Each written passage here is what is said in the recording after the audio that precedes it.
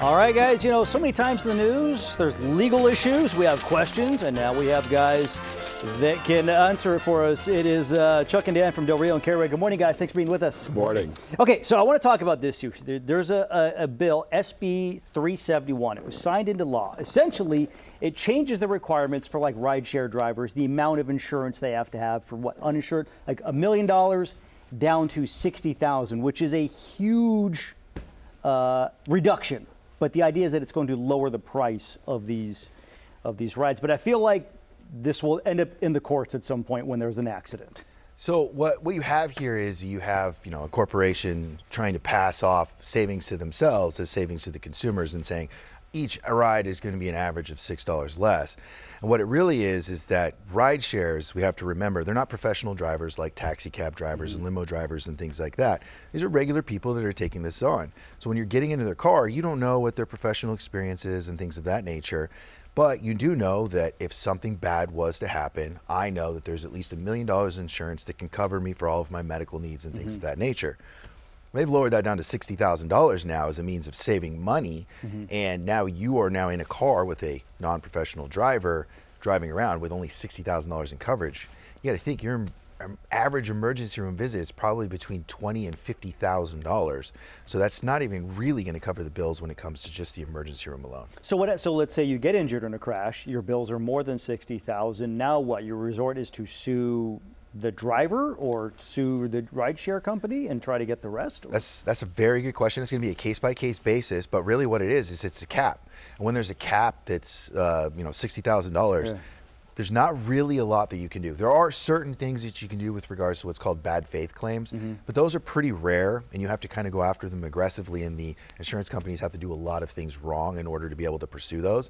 So the real question is if you don't have the right medical coverage or you don't have the right insurance coverage, you're just out of luck. That is wild. Okay, there's an issue coming up on the ballot, and it's got a big long name that I forget. But essentially, what it's about is if you're injured in an accident and you sue, and the lawyer gets you some money, it's to try to prevent lawyers from self-dealing, meaning taking more than they should, inflating the claim so they can make more money.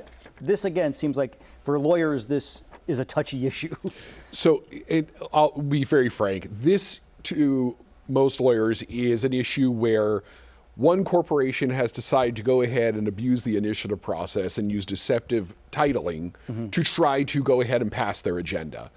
You have Uber, which is a company that literally just last quarter posted over $13 billion in revenue, who is now trying to go ahead and take away one of their biggest expenses, which is the liability caused when their non-professional drivers go out and cause accidents.